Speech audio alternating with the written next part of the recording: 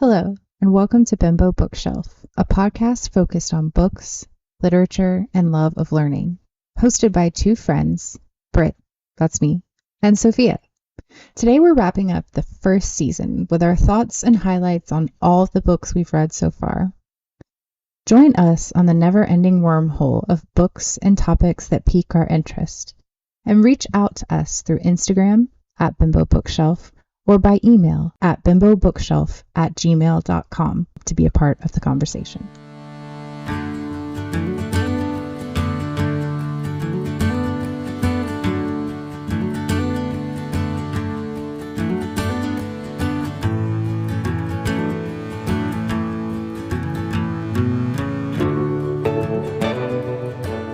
Looking at the books that we read, quote unquote, last year, I'm saying that like I'm so dubious of things being last year, but I'm genuinely like, was that really a year ago? Was that really a year and a half ago?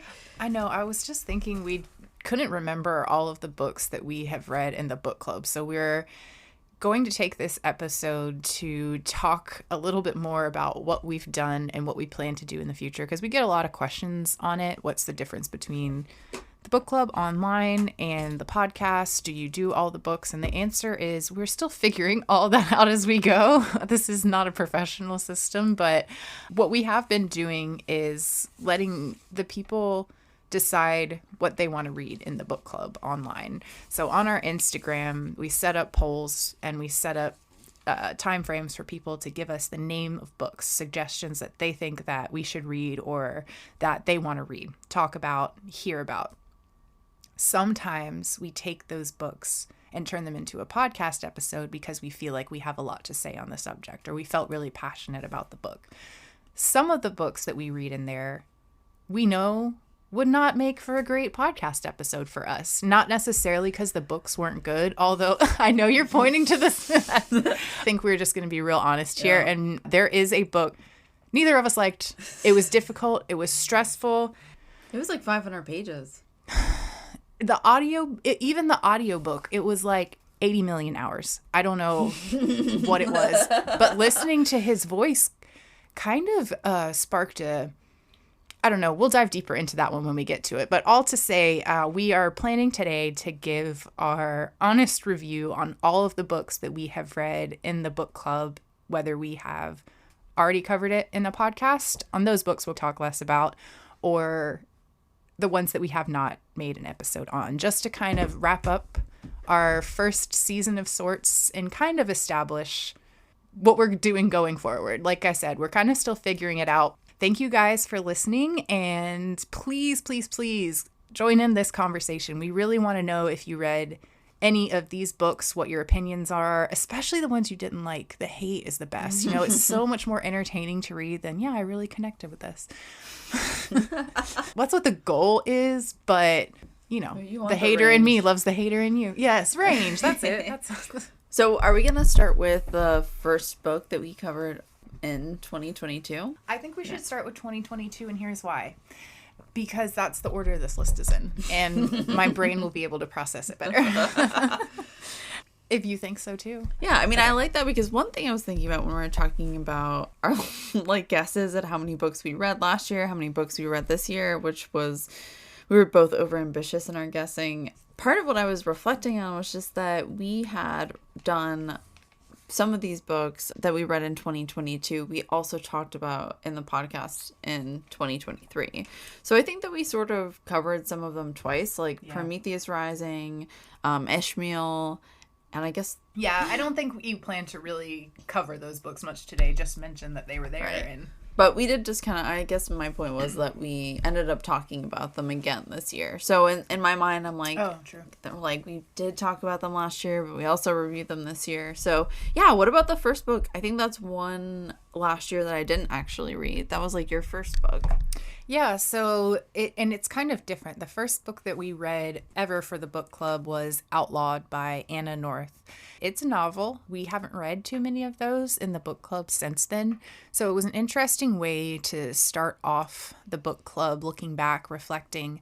It wasn't the kind of book that I was reading at the time, so I actually really enjoyed it because it was like a fun and easy read. I'm a sucker for cowboy shit.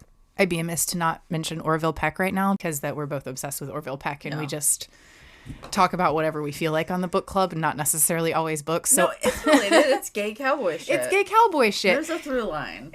It kind of had Orville Peck vibes, you know? I feel that only Orville Peck lovers will understand what I'm saying right now due to the amount of me oversharing my love for Orville Peck and his music. A lot of people that are going to listen to this probably actually are here for that. So I think that you won't mind the comparison. It genuinely was a good novel. And like I said, I don't really read a lot of novels like that. And I definitely don't read a lot of Westerns, even though I do, you know, love the cowboy vibe. I thought that it was written really well and that it wasn't just an interesting and fun story, but that it had real meaning and intent behind it. I don't want to talk about the book too much because I don't know how many people read it and how many people didn't. I'm hoping to hear back from anyone that did or didn't, and maybe we can do like a follow-up episode with some of your commentary. I kind of hope that whatever we share with you guys about the book today will inspire you to read or check out any of them that sound kind of interesting to you. Do you want me to do a little summary of this book? Because I actually never ended up remembering what it was about or looking it up. And the summary on Goodreads basically says, on the day of her wedding, 17-year-old Ada's life looks good. She loves her husband. She loves working as an apprentice to her mother, a respected midwife. But after a year of marriage and no pregnancy, in a town where barren women are routinely hanged as witches, her survival depends on leaving behind everything she knows. She joins up with the notorious Hole in the Wall gang, a band of outlaws led by a preacher-turned-robber known to them all as Kid. Charismatic, grandiose, and mercurial, the Kid is determined to create a safe haven for outcast women. But to make this dream a reality, the gang hatches a dangerous plan that may get them all killed. And Ada must decide whether she's willing to risk her life for the possibility of a new kind of future for them all. It sounds really, interesting. I never really knew what it was about. I just knew gay cowboy shit. And I'm going to have to probably borrow it from you. As you were talking, I was prancing around because I was trying to see if I could find my copy of Only Cowgirls Get the Blues by Tom Robbins. Because I was like, this is the lesbian cowboy movie. You can't let me borrow another one of your Tom Robbins books until I bring back the Fierce Invalids because I still haven't finished reading it. Every time I catch a glimpse of it, I think I should give that back to her one day. But I also think I should finish reading it first. Where are you at in that? We're going to derail. Not very far. Okay. I had a lot of thoughts about, I'm so glad that you read that. Actually, maybe we should read the little Goodreads description before we go into some of these because, as always, I was not fully prepared to record. And it's been since 2022 that I read this book. So it's been a while. And my memory, if you know me, but that really jogged. It was very refreshing to read that. First off, back to Orville Peck. The Kid... There is an Orville Peck song called Kids. It's same theme, okay? On theme. So good.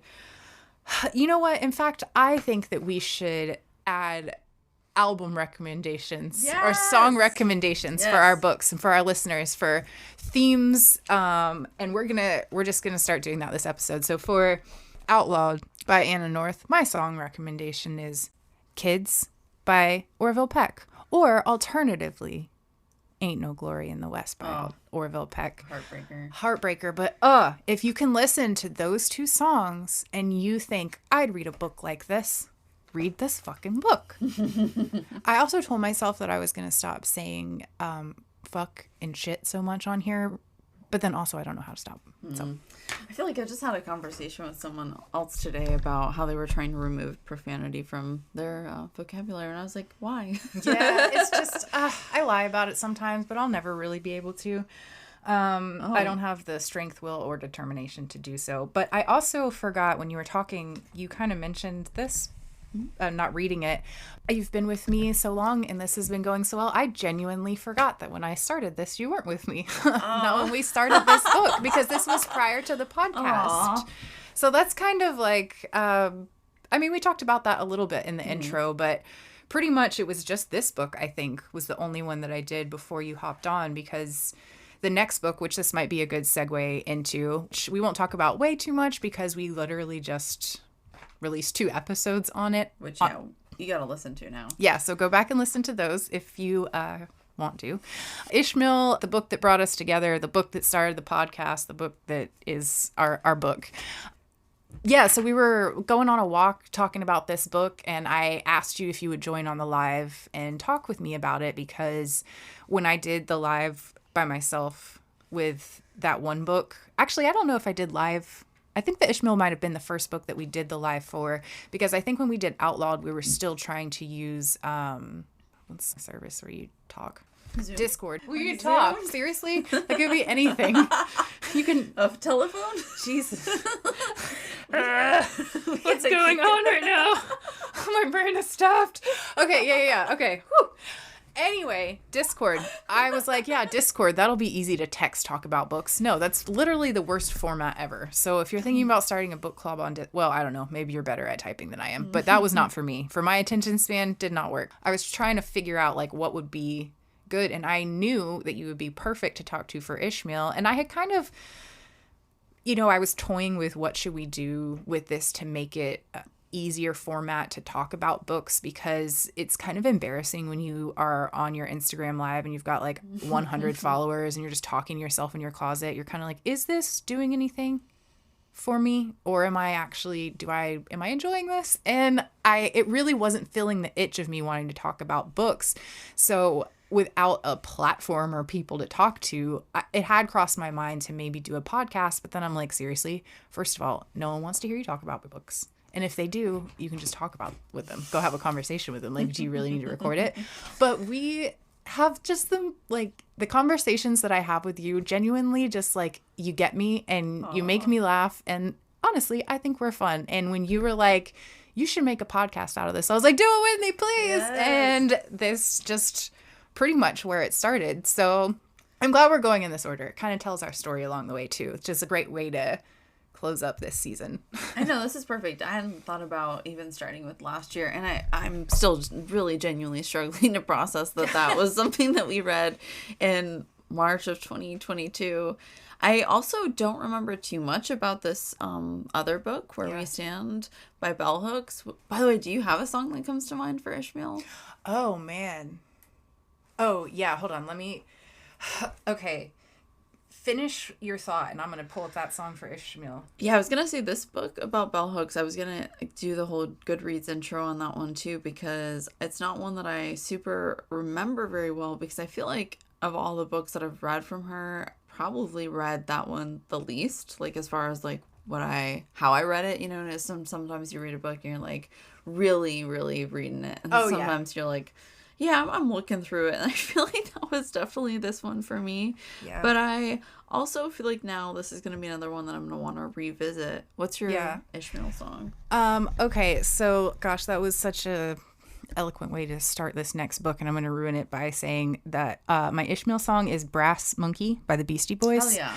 I was going to play it, and I was like, well, I don't want to get in trouble for playing a song that I can't play, but I couldn't remember what it was called. I was just about to start singing it, and I was like, actually, I won't want that I do out think for we're people. going to be able to put enough of the song in tonight. Before you read that, I want to comment on what you were saying. I had a similar experience, kind of, I think, because of how much deep-rooted information is in this seemingly small book. I underestimated what my commitment needed to be to fully appreciate it. I remember when we did this book very well, because that was the same time I took my first tripsies out of the country and went to go visit the Canadian mountains, and that was like an experience of a lifetime, and I brought that book with me and read it. Like, it was very incorporated in my trip, but I was very caught up in the experience, so it was very much a background read. As I was reading it, I knew that this would be a book that I would read and reread, and I have not revisited it because honestly I have a hard time rereading books when I actually complete and finish an entire book all the way through.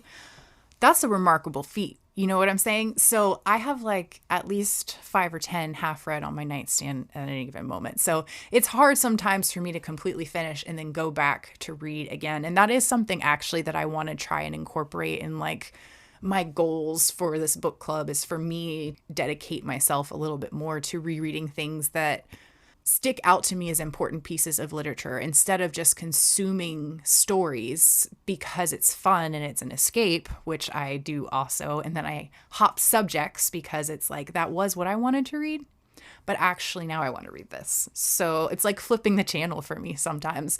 But I want to commit more to understanding important pieces of literature like this, because Bell Hooks is one of the most important writers of our lifetime. She says things in such a powerful, intelligent, and understood way that unless you are also that intelligent and understand the message of what she's saying, you can get lost in the words. That was one of those books where, in order for me to really appreciate it, I should have slowed down and reread the sentence. And I was trying to get through it to fit the time frame of my trip and doing a book club, while still also trying to catch my feelers on this book. And I honestly was not prepared for how impactful this book was for me. Whenever I read books for the book club, I add tabs in there to, reference points. I have gone back to this book so many times, and it has also brought me to another book, which we should do like a Bell Hooks series or something. The Will to Change, another book that you gave me, the book you gave me with Ishmael. I even talked to my therapist about how these writings and Bell Hooks challenged me to think in a way that I genuinely believe has like improved me as a parent. I can understand the emotional needs of my son in a way that I couldn't before, because of my genuine understanding of the patriarchy. Before, it's like a keyword for me. You know what I'm saying? Like patriarchy, men rule, feminist hate. Like, thing is about patriarchy, when you hear that, immediately people will think either, okay, turning this off, or Barbie movie, Ken. Like it's either a joke or it's a really annoying person talking about some bullshit that's like they're just shouting talking points. Her writing, it really explains to you how patriarchal systems, colonial systems, all of these systems that are inherently a part of our society, which honestly, this was a great jump from Ishmael, because Ishmael kind of plants the seed for understanding that there's more to the world than the story that's being told. And Bell Hooks is saying the story that you're being told is not this, it's that. And there are so many things that we need to pay more attention to. The best way, I think, for me to summarize the book is not by summarizing the book, but summarizing my experience with being exposed to Bell Hooks writing. I had previously read The Will to Change, like I said, the one that you had given me, and I really loved that. So when her book came up in the book club, I was really excited to have a reason to just dive into another one of her works, but it was not at all what I was expecting. And it was another one of those that I need to go back and read. So I am excited actually that we're talking about this again. If this is a book that you have thought about reading and haven't, I really think that you should with an open mind. Or any of her works. Full title? God, I don't know if we did. Sure if either or not, but you want to read it? Sure. It's Where We Stand, Class Matters by Bell Hooks. So this one is actually not as much about the patriarchy as more as it is class structure. So I genuinely would recommend starting with this book before reading The Will to Change, because I think it makes The Will to Change a little bit easier to understand. Not that we did that book. We haven't read that book here. It's just another one of hers that we've discussed together and read, and how I was first exposed to her writing. I think that if you want to start reading Bell Hooks, this is a great place to start. Do you have the description of it pulled up? Yeah, so I can read that, because there was a quote here that I loved from the book I wanted to read. Drawing on both her roots in Kentucky and her adventures with Manhattan co-op boards, Where We Stand is a successful Black woman's reflection, personal, straightforward, and rigorously honest on how our dilemmas of class and race are intertwined, and how we can find ways to think beyond them. And there was a couple of quotes that really stood out to me when I was looking at this while you were talking, but one of them I loved. It says, Solidarity with the poor is the only path that can lead our nation back to a vision of community that can effectively challenge and eliminate violence and exploitation. And I really appreciate that, because I do think that class is like an understated like intersectional component, and it's one that oftentimes, you know, when we talk about matters of race or gender, which I think like have real repercussions in people's lives that I wouldn't want to gloss over, there's oftentimes also an aspect where I think people are really pitted against each other, when in reality we're also still like, those of us that are working class and not the 1% are like still just all suffering. And I think that that's something that her work really highlights, while also still emphasizing and understanding the realities of people's differences and ways that they are oppressed. There's a chapter entitled White Poverty, the Politics of Invisibility, which was interesting, that I didn't necessarily remember until I was like looking this over. I'm looking forward to revisiting that and also talking more about her work. Hopefully we get to Will to Change, because I haven't reread it since I gave you that one. Yeah, I actually recently started rereading The Will to Change, seriously, like a week ago, because it came up in therapy. I was talking to my therapist about some stuff, and that book helps me reshape my anger towards men, which I legit not only didn't think was possible, had no interest in. I kind of liked being angry with men because it justified my other feelings in relation to my human experience. I very much did categorize a certain shape, view, structure, personality of a human being that was man-like to me as something threatening and justifiable to hate. And her work shows, and it's so crazy that we're just going on and on about the other book, not even Class Matters. Clearly we need to read this book. I mean, it's on us, I guess. I also think, if I'm being completely honest with you, because I recently started rereading that one, and it's been so long since I've actually read Where We Stand, Class Matters, that I'm getting them kind of mixed together. And then as I'm saying it, I'm like, this is not the book I'm talking about. Get it together. But I do think that this, what you were saying about this book, talking about the structures of community, and about how, you know, class, of course, is not the only thing that matters. And there are other things that go into play that can alter people's privilege, even within certain class spaces. The class structure that we have built in society and our view of it, it separates groups of people. The way that we are taught that it's such a taboo and like classless thing to talk about, and like such a taboo. I mean, honestly, it's just so funny to talk about money and the struggles that it brings, and like how that ties into, we've talked about this before, you and I, like break down your understanding of how they work so that you can work in a different way with neighbors and people to have and build safe network communities and people. And this book, it talks about the importance of not only why you should do that, but how you have to do that. And I mean, specifically with class and money, and like it genuinely divided the human population to a point where I will actually go on talking about this, but in another episode, where we are actually, I feel like, witnessing right now. Of course, this is another one of those situations where more comes into play: ethnicity, politics, religion, all kinds of things.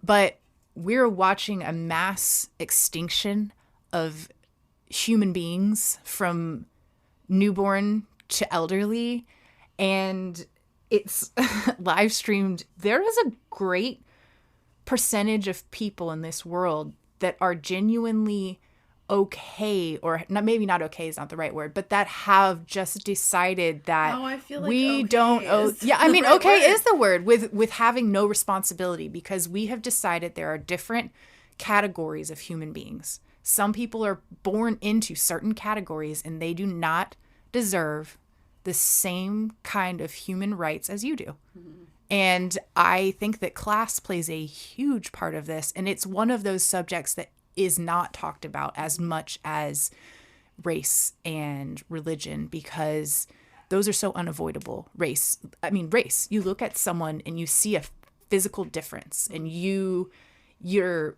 well, not yours, but you know, those minds, those hateful minds, there's something tangible about this person they can see that's different. The thing about class is that it's so taboo and so not talked about and so hidden away and so ashamed that it's not a part of how we think that we judge people in a society. But the class of Palestinians right now, that class of people, their lives don't matter to a very good percentage of people in the world, because in justifying their right and will to be alive, you would kind of have to make your life a little uncomfortable, and you would have to rock that class boat. Literature literally is the key to human understanding. That's a hill I will die on. And some of the books in literature that we have read in this book club are so meaningful. And some of the ones that I've read in my free time, like On Palestine and the Bosnia List, although that wasn't actually on my free time, that was a school assignment, but I am grateful for it now. My class started at the beginning of October. So it's like that book, it found me when it was supposed to. And I learned so much from both of those books, genuinely opened my understanding. So much so that I feel a responsibility of sorts to share the pieces that I think are remarkable. And that's the only point of doing this, you know, to share the literature and to spread the things that make me think that, you know, we can come together and make the world a better place. And Bell Hooks is one of those authors. And so just fucking read her, you know? I mean, I feel like your aside is like really appreciated, because I don't think that there is just the pushback from people who are like judgmental of people speaking about social issues. I genuinely think that the topic of Palestine is one that people are extremely reluctant to talk about for a variety of reasons. And I mean, that is pretty much, I think, what we're both thinking of or talking about when we said, like, yeah,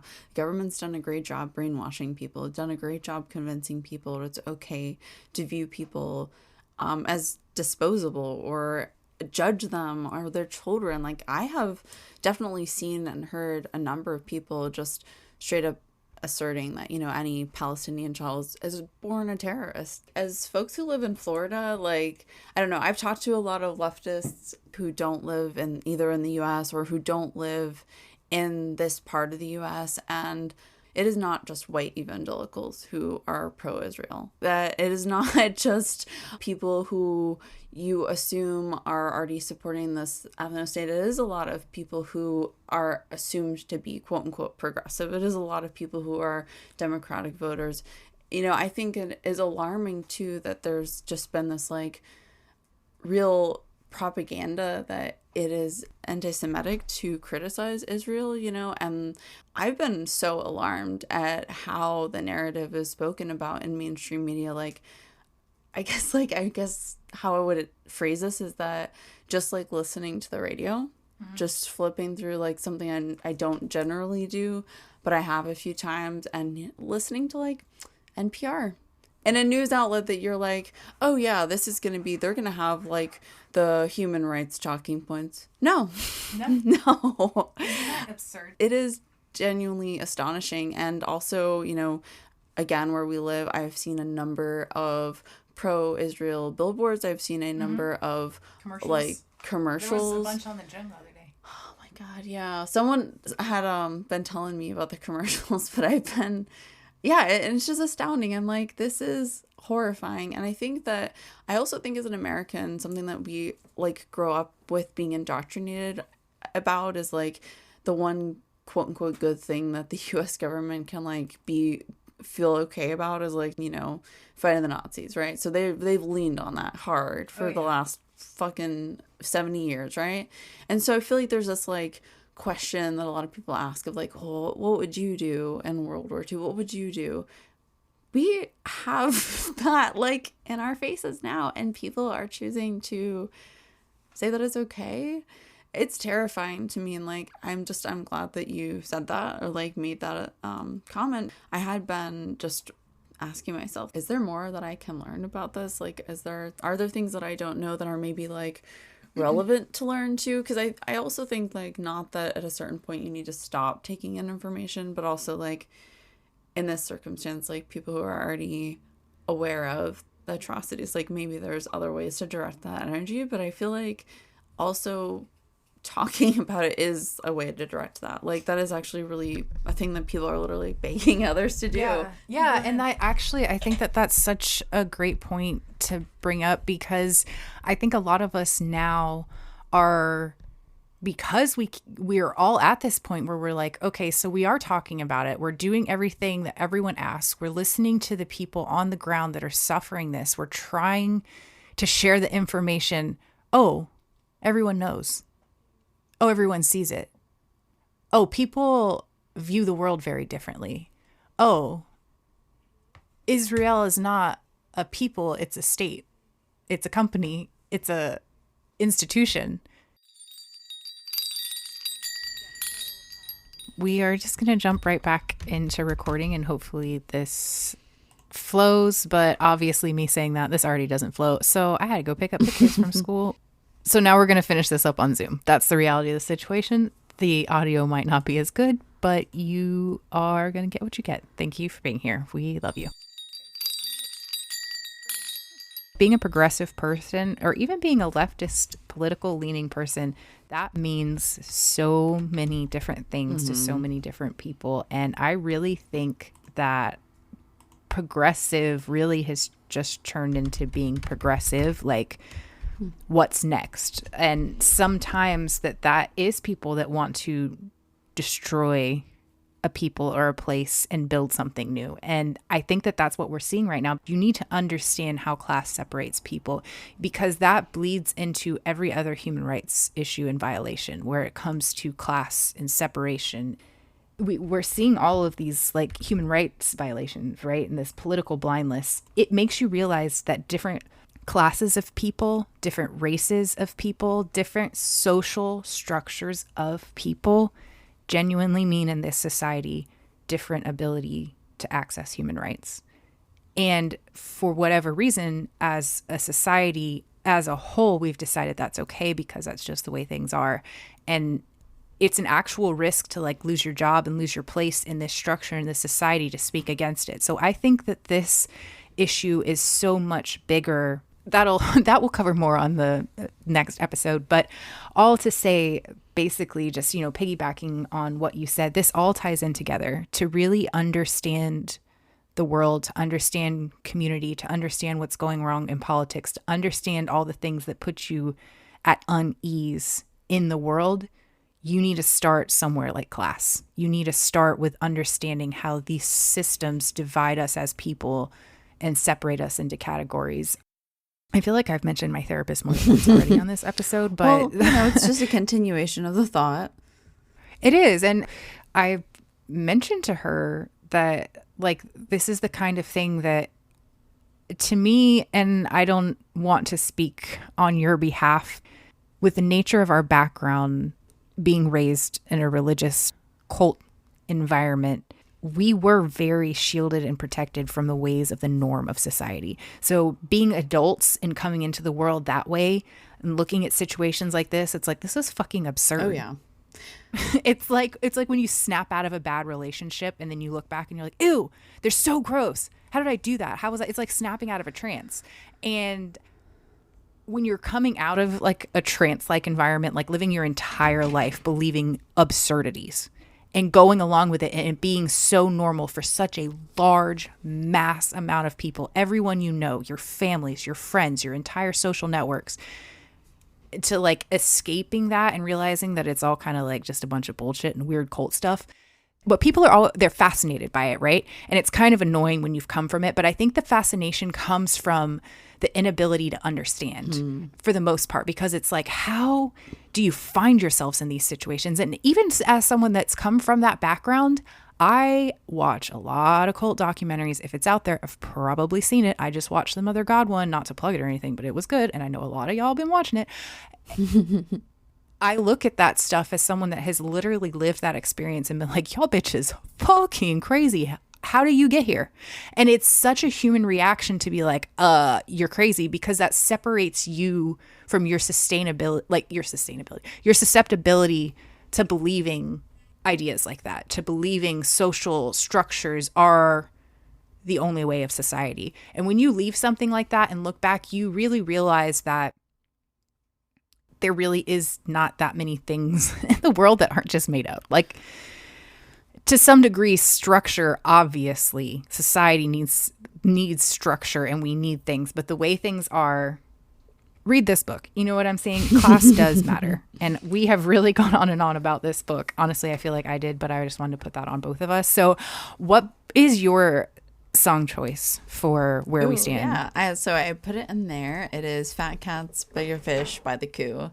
And I feel like anything by The Coup is just such a good, like, class consciousness lesson, and also just get you hyped up. It used to be what I listened to when I worked at UPS, and I would just be like getting demolished with boxes thinking like I'm gonna die, but they would keep me going. The album is called Genocide and Juice, and I think that's topical. I didn't realize that. Oh my gosh. It's not funny, but it is. I thought that Hustle and Motivate, it was the first thing that came to my mind, which it honestly really doesn't go with it that much, but Nipsey understood. And honestly, I feel like if you want to understand class structures, you can listen to a Nipsey song. He gets it, you know, he got it. R.I.P. those motherfuckers. Aw. Our next book we also will not talk about for very long because we did a podcast episode, we did the live. This book was a favorite of both of ours. It was something that was very easy to talk a lot about. One of our favorite authors. If you want to hear more about this book, we have an entire episode on it. We also did a live on Instagram, Bimbo Bookshelf, that you can find. And I really, as much as I love this book, I have nothing more to say about it. We have talked about this book so much. We've talked about Robert Anton Wilson so much. He's the MVP. Okay. He's one of my favorite writers. I think that I'm trying to think of like a song choice for this book. And it's really like, it would have to be something completely trippy and out of this world, but I really can't think of anything.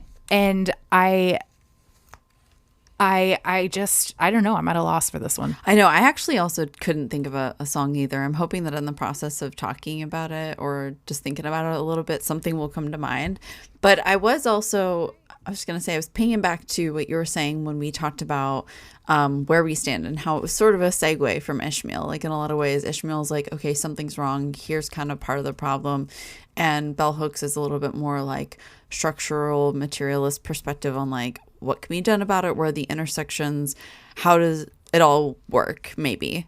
And if I were like to try to sum it up. And then I was just thinking that like the work of Robert Anton Wilson actually is like such a good segue from there too, because I feel like there's a lot about what you were saying about Palestine and Israel, about how it's about education and deconstruction. And I think that a lot of his work was also really geared towards being able to challenge yourself about your firmly held opinions. And this kind of thing, that, you know, people have very strong opinions. Obviously, we have very strong opinions. And I think that comes from this like feeling that we have the information and we know more or less, but that's also something that he continually kind of asked people to challenge. So I feel like that's maybe in part like the segue or the relationship. And I was also going to say, you know, he grew up really poor, and that was his working class Irish background was a big part of his work. It was a big part of his politics, even though they varied and fluctuated throughout his life. And so I also think that he's an important writer because a lot of those psychedelic people, they were like elites.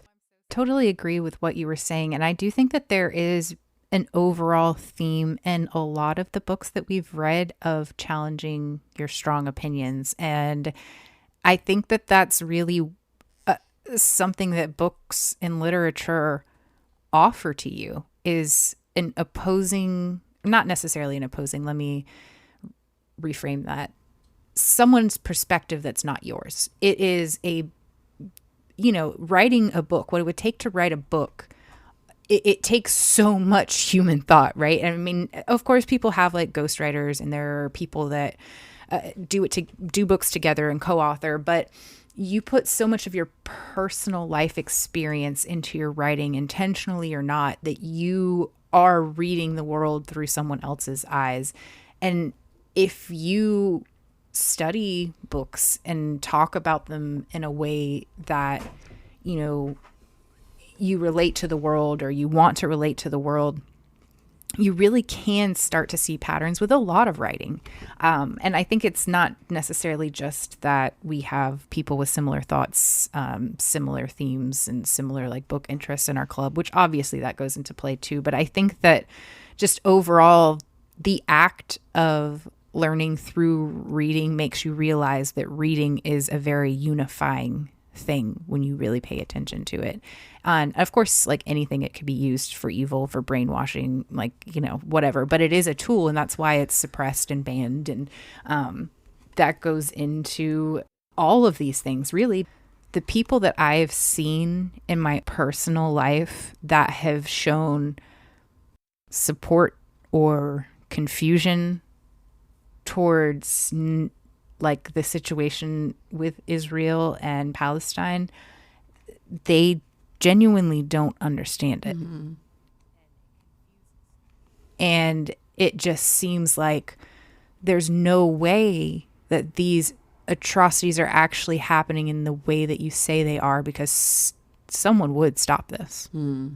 But it's inhumane. Like, the world wouldn't work this way. We have the United Nations. We have things. We're a civil set of people. But when you read books, especially historic ones, or especially ones that talk about systems and the way things work and why, you really start to see the patterns that she's talking about. And Robert Anton Wilson too. And like you said, like,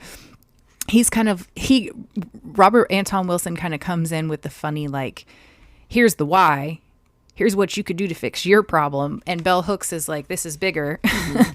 This is a class thing. This is a community thing. Tap in. But both go hand in hand, because you can't be a good part of your community if you're not even good on your own. You know, good can mean many things. If you are struggling, it's harder to be a wheel that keeps turning for your community. Yeah. You know, so it all goes hand in hand.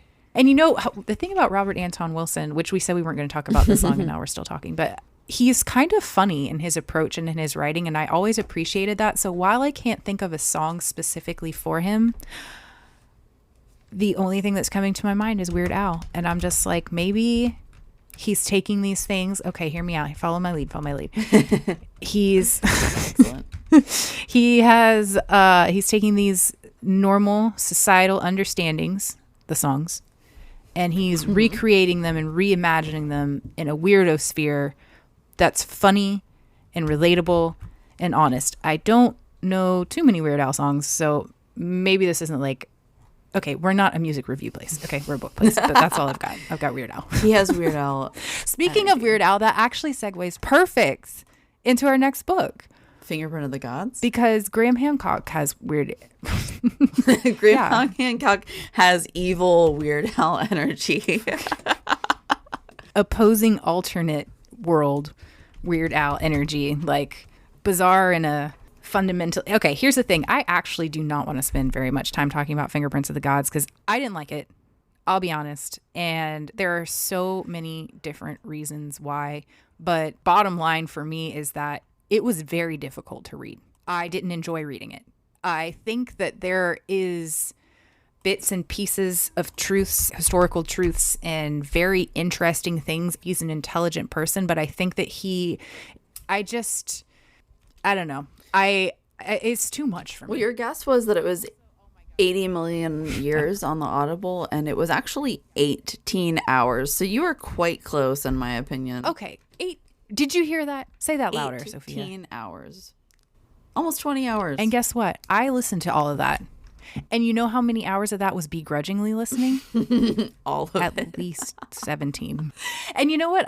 We talked about this before, and I don't want to talk about him too much, because I honestly don't recommend the book unless you are just genuinely curious about what he's talking about. I think that there are better historical books. Like, the only thing that I think I got of value from this book was some historical information that I could fact check that was really interesting and some very curious and mysterious, which is cool, but I didn't need to jump to conclusions and put the world together from it. read it if you want to. He had a show, we talked about that on Netflix, and it kind of summarizes what the book's about. Honestly, if you have that or you can stream it, it's probably easier to understand than reading the book. And I never recommend it like a show or a movie over reading, but it made me understand a little bit more of what he was saying. But I will also say that I don't think the Netflix documentary did a very good job of being unbiased. I think that they definitely they do the ancient alien fucking things. Fluffed Hancock. Yeah, they Hancocked Hancock. They fluffed him up pretty good. They very made him. Yeah, they fluffed him up. Get it together. The description on Goodreads is far too long. I'm trying to see if there's a brief description that I can find so that anybody doesn't have to read it. Okay. Fingerprint of the Gods, The Evidence of Earth's Lost Civilization is a 1995 pseudo-archaeology book by British writer Graham Hancock. First of all, he's British. He's not going against him. Which contends that the advanced civilization existed in prehistory, one which served as a common progenitor civilization to all subsequent ancient historical ones. As you were reading that, I honestly blanked out because I was so fucking bored by what you were saying. So, okay. Your own damn do you have a song for this one? That was ugly. So no, I don't, but I love yours, and I think that I just go for it. Yeah, Aliens Exist by Blink-182. Yes. You know what? Now that I think about it, possibly Sharp Dressed Man by ZZ Top. Bring that because there needs to be this white holy figure to kind of fluff up this alien. I think that the real reason that this book kind of like irritates me to some degree is because when you take historical information, especially stuff that has unknowns to it, and you create a narrative and you say this is fact, you have to believe me, it kind of shies people away from believing anything else that's in your book. Because the problem is, like, people like him challenge academic institutions, and academic institutions need to be challenged. It's just that they need to be challenged by different people than Graham Hancock. He's probably never going to listen to the Bimbo bookshelf. It's okay to not like things. You know what I'm saying? I don't have to have a reason, although I hear he has plenty. Oh, yeah. It's okay to not like things is what I'm agreeing to.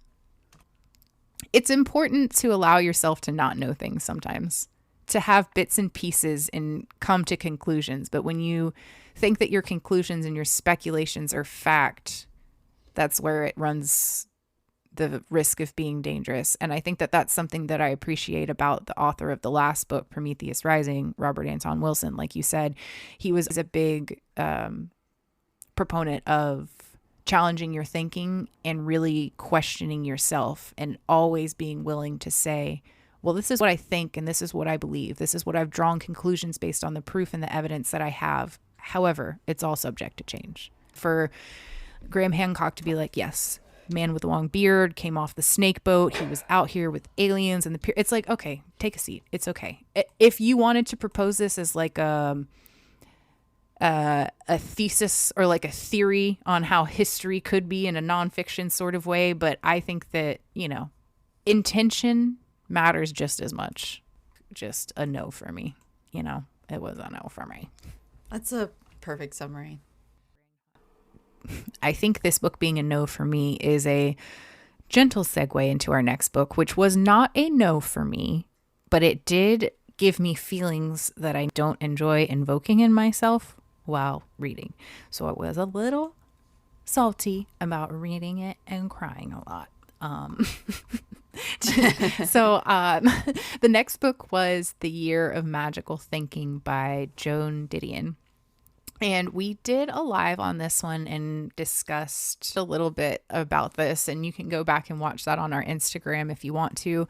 Basically, my thoughts and opinions on this book kind of relate to the fact that I didn't really read what the book was about first. But the back of the book, unless you looked it up, it really doesn't offer that much for you. And it made me really sad. So it's a memoir. Joan Didion is a very well accomplished writer and journalist. And it was someone that I hadn't read before, wasn't familiar with, but a really good friend of mine, shout out to Rosie, recommended this one. So I honestly didn't even give it a second thought. I was like, I'll love it. I love her. I'll love whatever she reads. It doesn't even matter. So I didn't even read it, but I should do that because some things do have like emotional effect on me. And I was kind of disappointed in how much emotion it evoked in me. And I had a certain expectation laid out in front of me for the book before reading it. I kind of thought that the year of magical thinking, I know that it was wrapped around the story of her husband's death. And in my mind, this year of magical thinking would be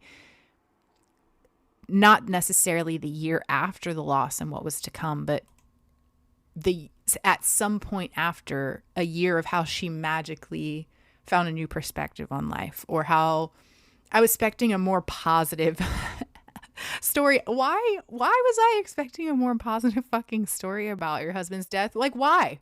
But you put that fucking word magical in there, and I'm like, this will be good. I thought the same thing.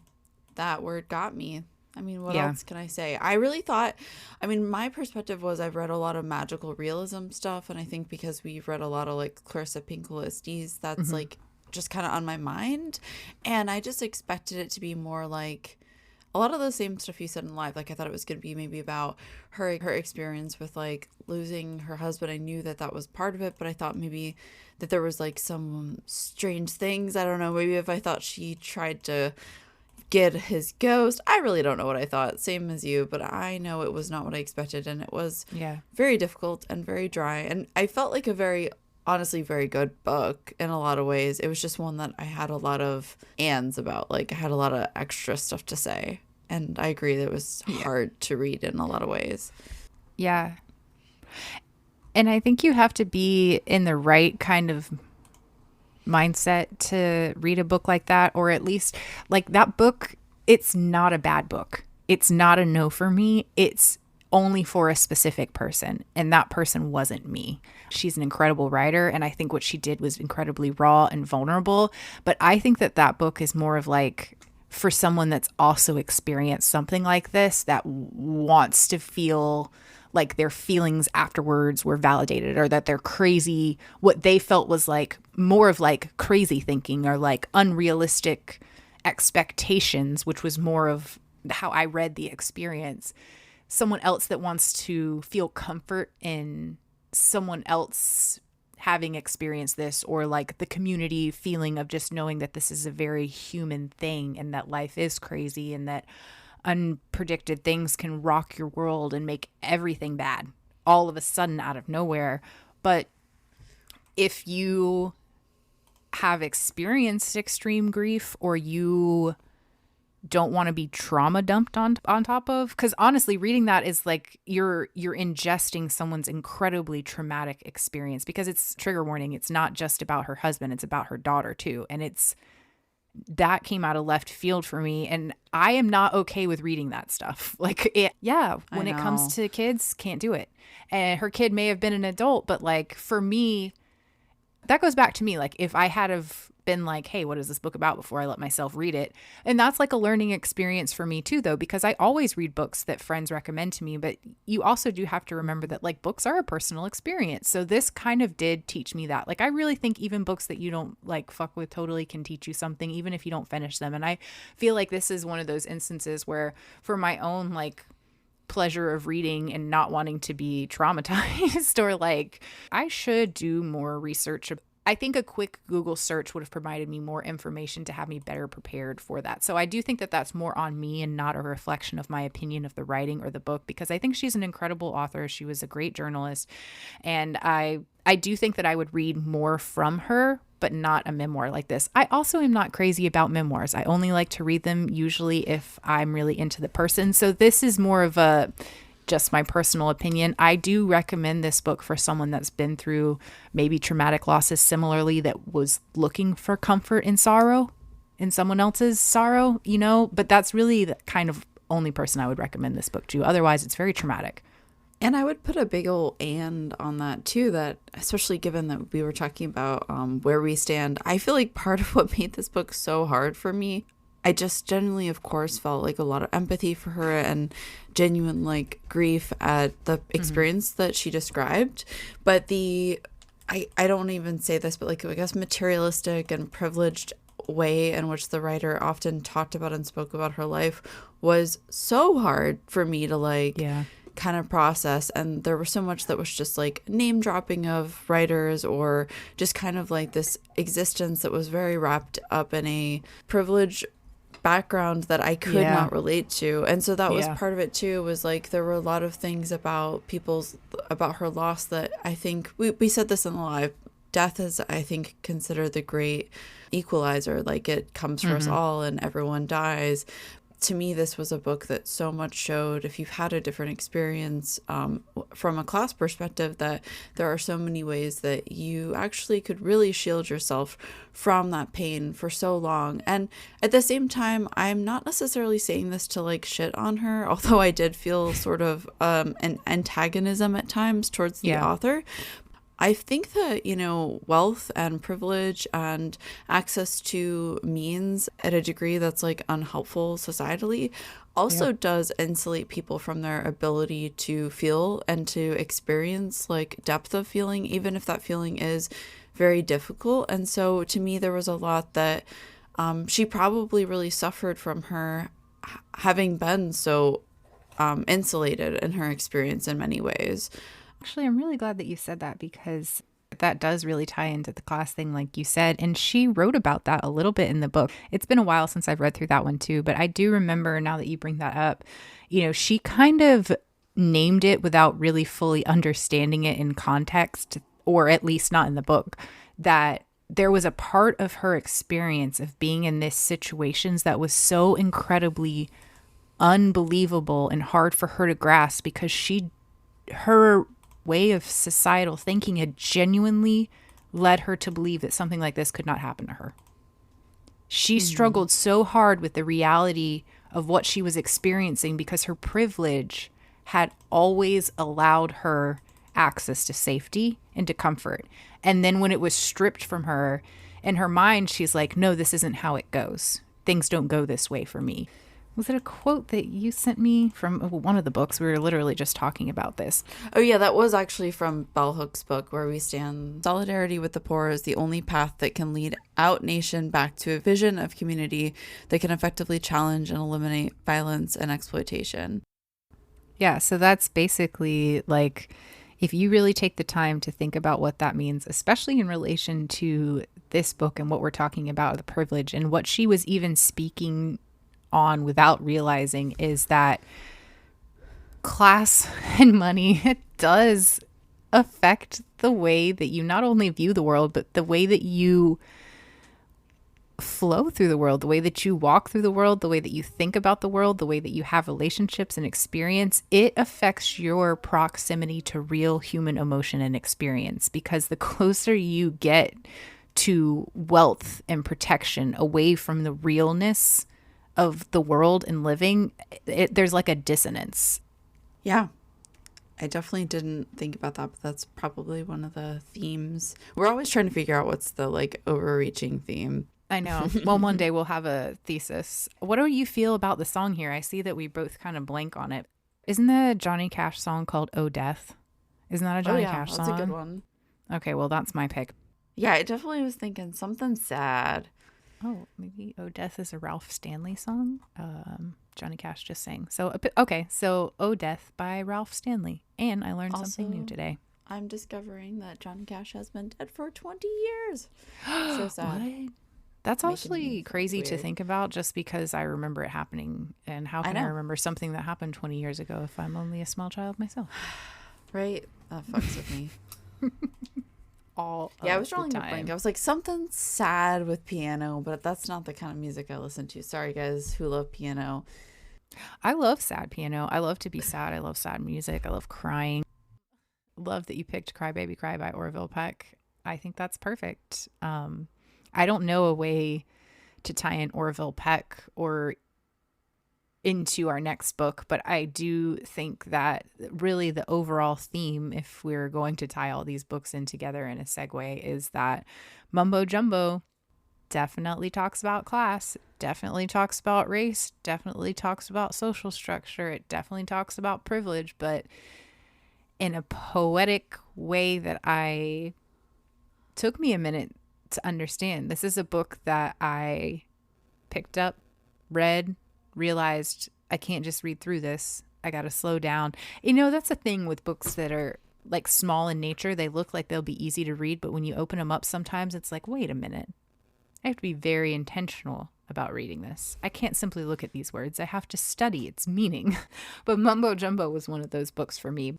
An incredible read, and something that I need to go back and read again, I think, because it's been so long since I have. Mumbo Jumbo talks, well, we did a live on this too, so I guess I won't break down the book. This is really a review more of our opinions.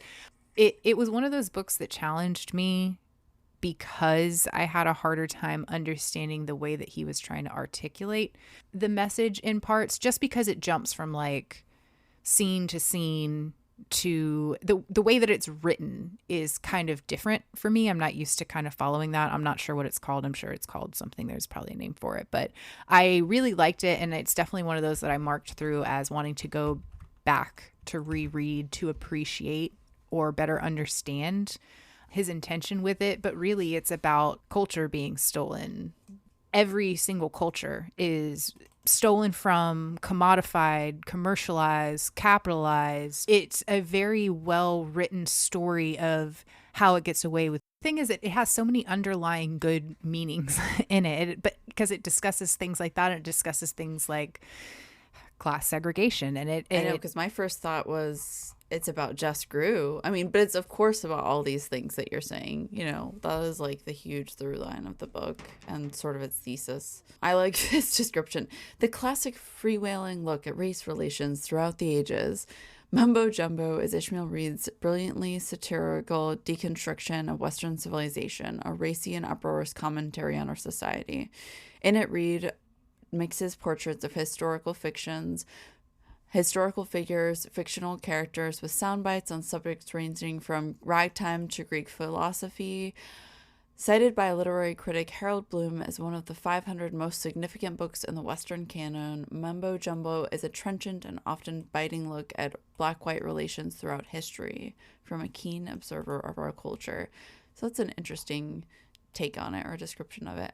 Definitely has an emphasis on like race and culture, but the description doesn't really talk about class.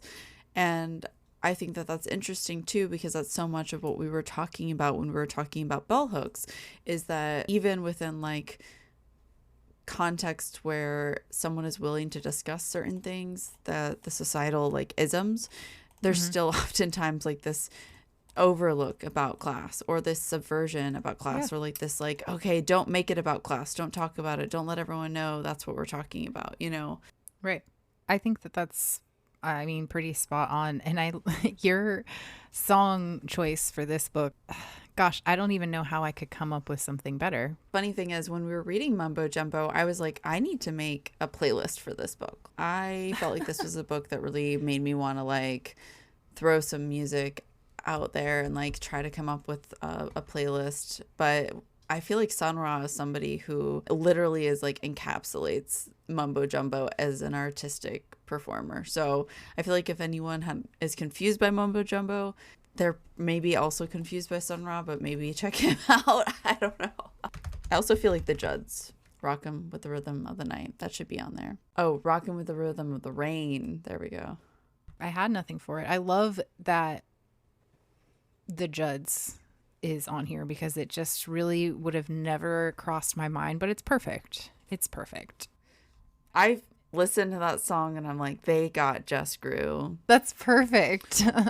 And you know what? I think a part of Just Grew, and what that means could be a good segue into androgyny, because I think a part of Just Grew is like the feeling of being alive to some degree in a very broad sense. And androgyny, this book was not at all what I was expecting. So this book is by June K. Singer.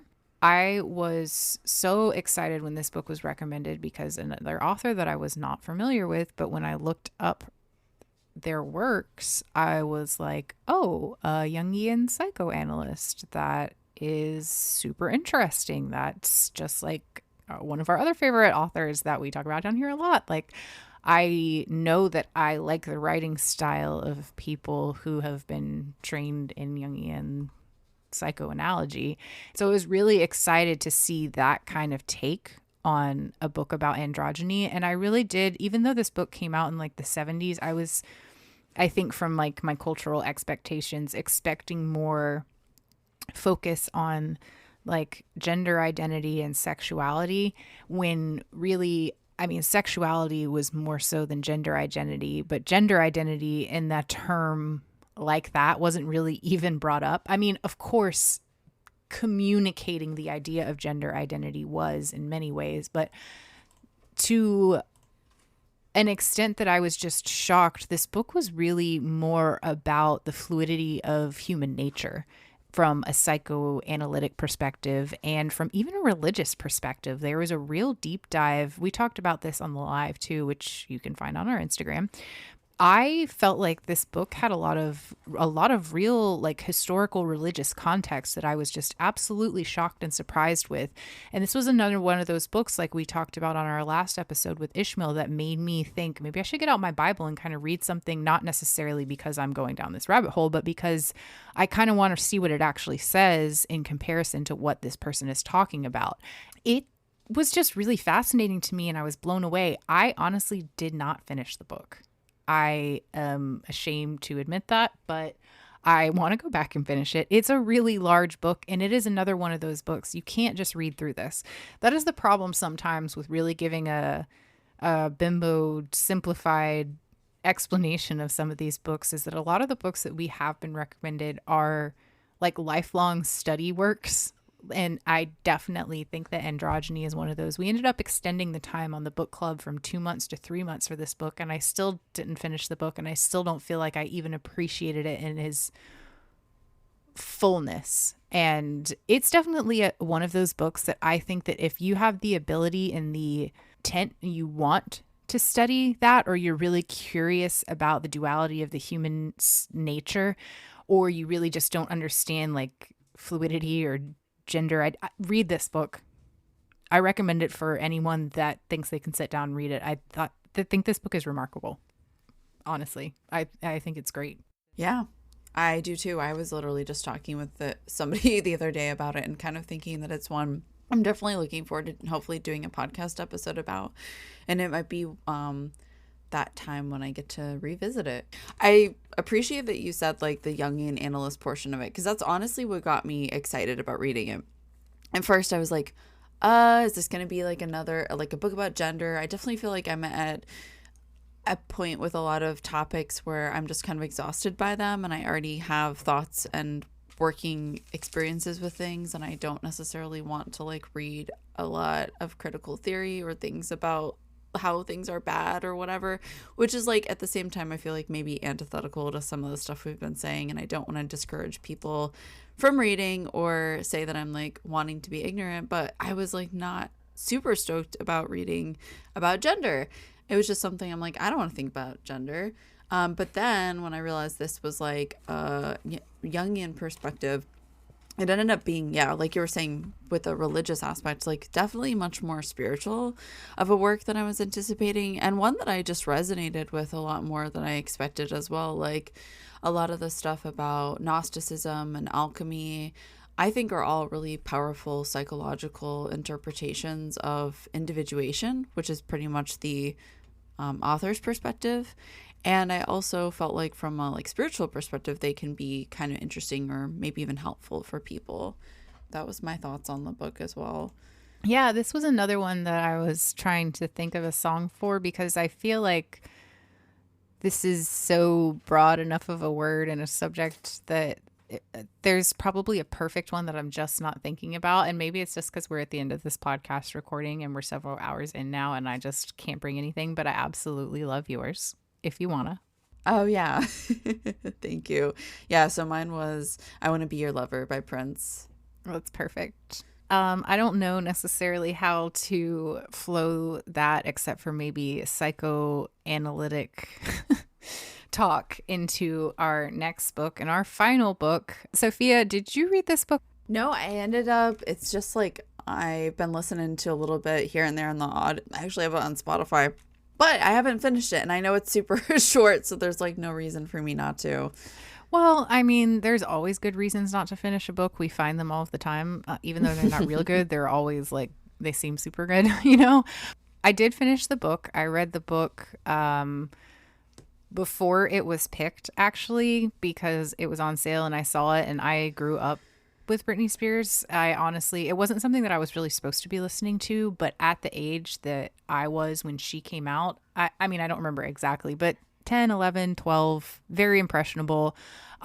She was very beautiful. I wanted to be like Britney Spears. You know, I was very into her for a couple years. So I followed her story a bit. And as I've gotten older, kind of, you know, paid attention to what's going on. So I was curious to read like her firsthand experience, because I kind of feel like if you are going to pay attention to like the troubles of someone's, even though it's like unintentional and unavoidable, like you kind of owe it to them, if they're not bad people, to like see what really happened. I don't know. I wanted to read her experience, and I won't talk too much on it because we are still going to do the live, which who knows which will come out first. Honestly, the world's a mystery, especially here.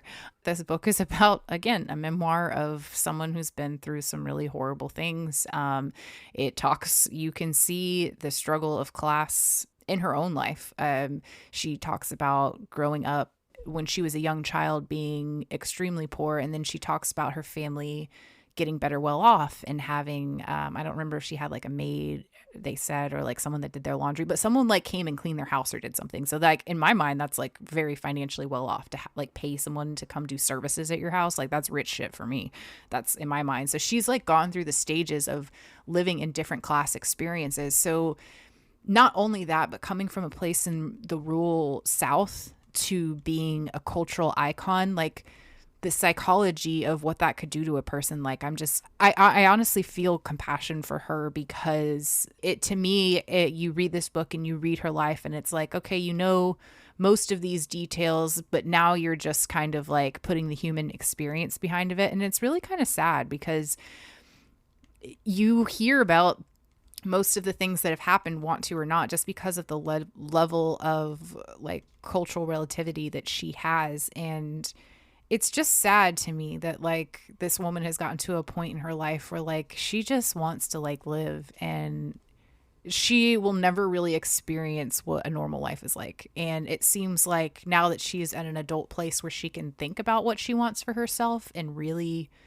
process like her childhood trauma and what got her to where she is, and all these things can like just disconnect you from the human experience. And you know, that's part of why I picked the song choice that I picked Not a Girl, Not Yet a Woman by Britney Spears, because I feel like that's kind of how she's unfortunately had to live her life. Like she never really got to experience childhood in a real way. Like she had a childhood, but part of it was in the limelight and part of it was in trauma, and there were bits and pieces of good in between, and then the rest of her life was public display. She's the Truman Show, and it's so sad. And I feel like she's gone through so much. I don't know, I have a lot of feelings about this book. A lot of people told me that they read it too, and so I'm really excited to get on the live and hopefully have some people join this time. We usually don't have a big crowd on there, but I mean, who watches Instagram lives? Honestly, it's like I don't really either, so I get it. But you know, if you do want to join in the conversation about this book, definitely reach out.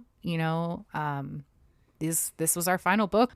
Do you have any final thoughts, Sophia? Anything else you wanted to say about these books or that book in particular? No, I love the song choice. I do think there's a clear succession, because we went from Androgyny to The Woman in Me. And I don't know, I'm excited to like listen to it. I mean, I feel like everything that you're saying about Britney is definitely like someone that I think is a prime example of how wealth can also create incredibly challenging family dynamics, relationships surrounding money, people having controlling dynamics around money, the fact that things like conservatorships exist. There's a lot we can say about that. Also, just how we treat people who we perceive as being mentally unwell, and what that means as far as your like right to exist and dictate your own life. So I feel like all of that's like really important, and I feel like hopefully if someone reads her book, like does have that takeaway and creates a little bit of empathy. Yeah, definitely. And I think that what you said is a beautiful way to end this episode, because really that kind of ties everything together. You know, a lot of these books that we've read have spoke to the unseen and unspoken about human experience that we are both so passionate about wanting to connect on. And it involves talking about difficult subjects and being willing to read more and learn more and open up the possibility of being wrong about things, or of just changing your perspective, or making simple changes. I think that I'm really thankful that these books have been brought to us, to everyone that has suggested a book to us. I have read so many books that I wouldn't have picked up on my own, and I'm genuinely grateful for the knowledge I feel like I've gotten from them. Oh, so sad. Go to cry. Aww. Not really, but yeah, I am grateful. I felt like very nostalgic thinking about the books that we've read, and also just thinking about our progress with the podcast, like the fact that I guess our first episode was technically the intro, and then, I guess our first episode was technically our episode 1, which was about Valentine's Day, which was when it was released, but our first episode was our intro, which we put out in January. And I feel like the podcast is something that we've, spent a lot of time this year giving our attention to, reviewing books that we read the year before, giving some more like depth and conversation to them. And it's something I'm really proud of. So I'm just grateful to be along for the ride. And I'm really grateful that you're here with me. So I feel like that's a perfect send off for this episode. Thank you, everyone that had been listening. Do you want to come sign us off? I have a special guest with us today that would like to say thanks for being with us and see you later. Hi, my name is Elliot and I'm Brittany's daughter, and I just want to say thank you for listening to my mom on Bimbo Bookshelf. All right. All right. Thanks for listening. We'll catch you next time.